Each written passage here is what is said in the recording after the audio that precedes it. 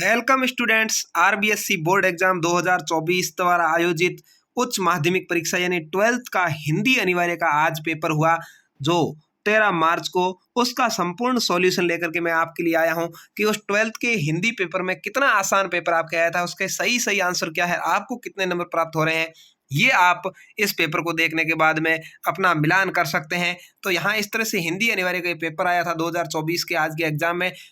जो 3.25 घंटे का आपको समय मिला था उसके अंदर आपने कितना अच्छा स्कोर किया है उसको आप इस वीडियो के माध्यम से जान सकते हैं। और कितने क्वेश्चंस मैंने जो पहले करवाए थे उसमें से ही आपके हूब टू हूब मिले हैं वो भी मैं बताने वाला हूं। तो चैनल को अभी तक सब्सक्राइब नहीं किया तो जरूर कर लीजिए। और जो आगे आपका पेपर होने वाला है 10th क्लास या 12th का, उसका भी वीडियो मैं आपके लिए डालने वाला हूं। तो चलिए इस पेपर का सॉल्यूशन आपको करवा देते हैं। सबसे पहले आपके निर्देश आए थे जो आपने अच्छे से पढ़ लिए होंगे। तो चलिए यहाँ पर खंड अ के अंदर जो आपको 12 क्वेश्चंस ऑब्जेक्टिव टाइप आए थे। पहला था अपने साथियों के प्रति श्रद्धा व सम्मान का भाव हो, निम्नलिखित में से किस शासक पद्धति को लेखक ने ये आवश्यक बताया है। तो लोकतंत्र को आवश्यक बताया था, ब यहाँ पर आपका राइट आंसर था। तो अगला था निम्न में से किस पेड़ के फल इतने मजबूत होते हैं कि नए फूलों के निकल आने पर भी अपना स्थान नहीं छोड़ते हैं। तो ये सीरीज के फूल होते हैं भाई, जो बहुत ही मजबूती के साथ सीरीज के जो फल होते हैं वो मजबूत होते हैं। तो अ यहाँ पर आपका दूसरे का राइट आंसर हो गया। तीसरा है बाण भट्ट की आत्मकथा उपन्यास के लेखक कौन है। तो बाण भट्ट की जो उपन्यास है वो हजारी प्रसाद द्विवेदी ने लिखा है, द आपका राइट आंसर था। अगला था खेत में पैदा होने वाला अन्न कुछ समय पश्चात समाप्त हो जाता है किंतु निम्नलिखित में जो रस कवि के अनुसार कभी चूकता नहीं वो साहित्य का रस होता है। स चौथे क्वेश्चन का आपका सही आंसर था।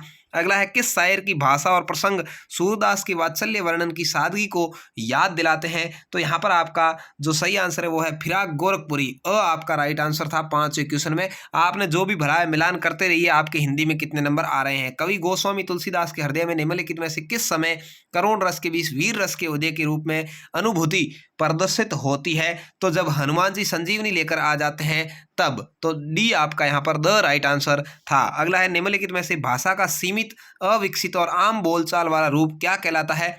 तो ये जो बोलचाल में प्रयुक्त होती है उसको उसको बोली कहते हैं। क्या कहते हैं भाई, बोली कहते हैं। स यहाँ पर आपका राइट आंसर होगा, क्या होगा, स राइट आंसर होगा, बोली कहते हैं। अगला है विजिलेंस शब्द का सही अर्थ क्या है। तो विजिलेंस शब्द का सही अर्थ होता है सतर्कता। क्या होता है भाई, सतर्कता होता है। द यहाँ पर आपका 8वें क्वेश्चन का सही आंसर था।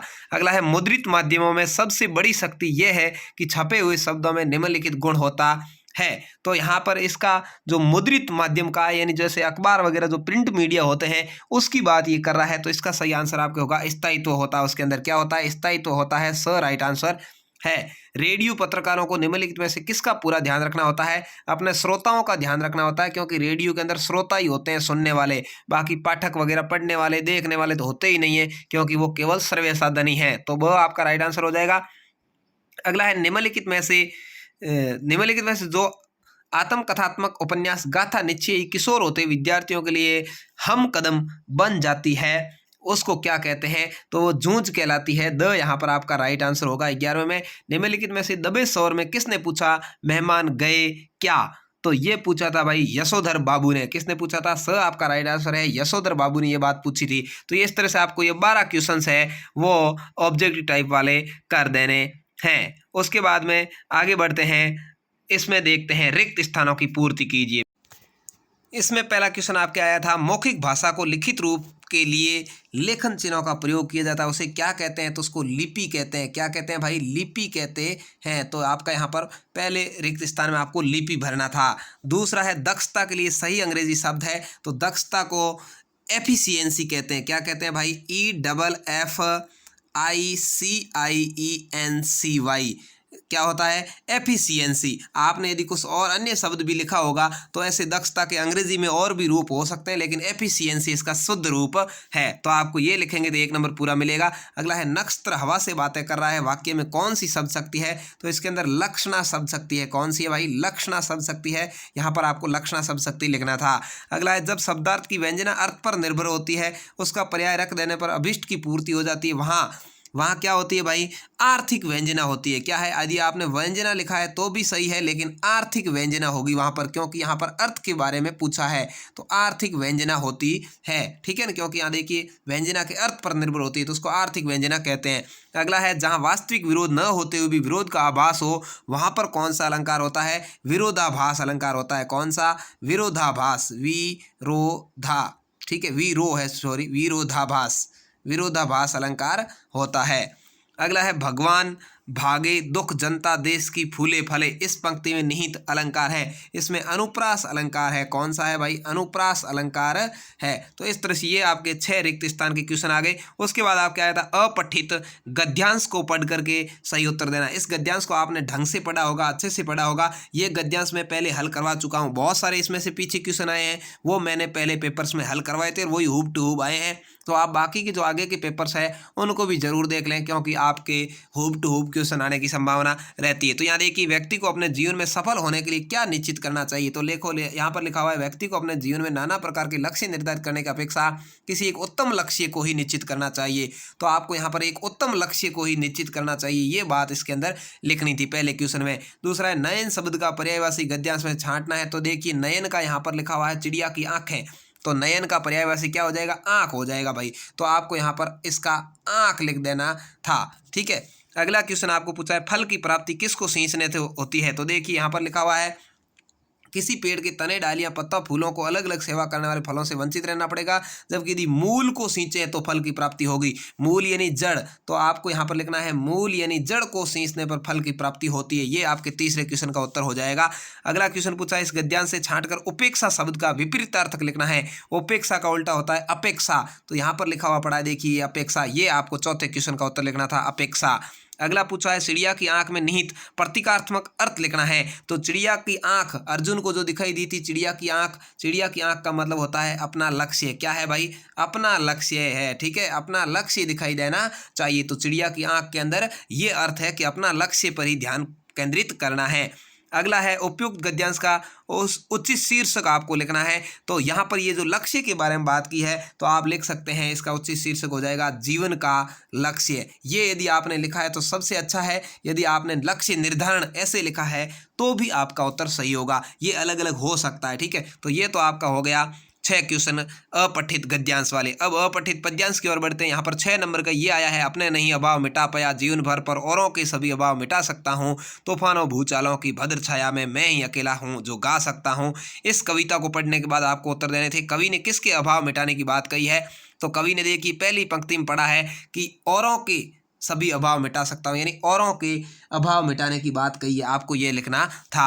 दूसरा पूछा, जीवन में कवि ने खंडर से महल बनाने हेतु किसकी आवश्यकता पर बल दिया है। देखिए यहाँ पर लिखा है, मैं खंडर को फिर से महल बना सकता हूँ, मुझको अपने पर अदम्य विश्वास है। क्या है, अपने पर विश्वास हो। क्या है, अपने पर यदि विश्वास हो तो खंडर से महल बनाया जा सकता है। यानी कवि ने यहाँ पर अपने जीवन में अपने खुद पर विश्वास को बल दिया है। अगला पूछा है, अदम्य व्यक्ति को देखकर कौन कौन शर्माते हैं। तो यहाँ पर लिखा हुआ है, परले मेघ भूचाल देख मुझको शर्माए। कौन कौन, परले मेघ और भूचाल। परले का अर्थ होता है तूफान, मेघ का अर्थ होता है बादल और भूचाल का अर्थ होता है भूकंप। तो ये भी जो अदम्य व्यक्ति होता है, जो नहीं डिगने वाला होता है, उसको देखकर शर्मा जाते हैं। तो आपको ये लिखना था, परले मेघ और भूसाल है वो शर्मा जाते हैं। अगला है, जीवन में सुधार हेतु किसका महत्व अधिक है। तो यहाँ देखिए, जीवन में सुधार करने के लिए अपने को क्या है भाई, चौथा क्वेश्चन है, जीवन में सुधार के लिए, तो जीवन में सुधार के लिए लक्ष्य निर्धारण, या इसके अंदर जो आपके लिखा हुआ है अपने पर विश्वास, इसका भी आपके जवाब यही होगा कि जीवन के अंदर सुधार करना है तो अपने पर विश्वास करना होगा, खुद पर विश्वास करना होगा। अगला पूछा है, कवि ने अपने आप को क्या मानकर धरती पर स्वर्ग बनाने की बात कही है। तो यहाँ पर देखिए, इसके अंदर आपको मजदूर मुझे देवों की बस्ती से क्या अनगिनत बार धरा पर मैंने स्वर्ग बनाए, यानी अपने आप को मजदूर मान करके उन्होंने धरा पर स्वर्ग बनाने की बात कही है। अगला है, बादल का पर्यायवाची पद्यांश से छांटना है। बादल को और क्या कहेंगे। तो यहाँ पर देखिए, बादल का आया हुआ ही पड़ा है मेघ। क्या कहते हैं भाई, बादल को मेघ कहते हैं। तो ये इस तरह से आपके 6 पद्यांश वाले सवालों का उत्तर हो गया। देखिए कितने आसान आसान क्वेश्चंस आपके आए थे। उसके बाद में आगे जो बात करेंगे, खंड ब आता है, इसके अंदर ये आपके सारे ही क्वेश्चंस हैं वो किताबों में से आए हैं। इनका उत्तर आपको अच्छे से पता होगा। पत्रकार कितने प्रकार के होते हैं, प्रकार लिखते हैं उसकी परिभाषा लिखनी है। लेखक ने महामारी की रात्रि में विभीषिका को ललकार कर चुनौती देने वाली शक्ति को ढोलक के माध्यम से किस प्रकार वर्णित किया। ढोलक वाले पाठ में से है। बादल राग कविता में क्रांति आकांक्षी वंचितों के प्रतिनिधित्व को अनुगूंज को स्पष्ट करना है। ये आपको 3-3 4-4 लाइन में लिखना था। जूझ कहानी के लेखक के अनुसार दादा की जीवन शैली की दिनचर्या लिखनी थी। उसके बाद खंड स आपके अथवा में आया था। ये सारे सवाल आपकी किताब में से आसान सवाल आए थे, तो मैंने शॉर्ट वाले सारे सवालों के उत्तर आपको बता दिए हैं। और ये तो पेपर आपने देखा ही है, और इसके थोड़े उत्तर आपको बड़े बड़े लिखने हैं, तो उसके अनुसार आपको नंबर मिल जाएंगे। खंड द के अंदर आपके सप्रसंग व्याख्या भी आई थी, इसको आपको हल करना था। अथवा में भी आई थी, दोनों में से कोई एक आपको करना था। गद्यांश भी आया था, दोनों में से कोई एक का आपको प्रसंग और व्याख्या लिखनी थी। कर्मचारी चयन बोर्ड दिल्ली में विभिन्न पदों पर आवेदन करने हेतु समाचार पत्र प्रकाशित निर्धारित विज्ञप्ति यानी विज्ञापन या बस विद्यालय रामपुर में स्काउटिंग प्रवृत्ति हेतु एक निविदा, ये दोनों में से कोई एक आपको करना था। और एक आपको निबंध लिखने के लिए आया था। शब्द सीमा 300 का मतलब है कम से कम 2 से 3 पेज आपको भरने थे।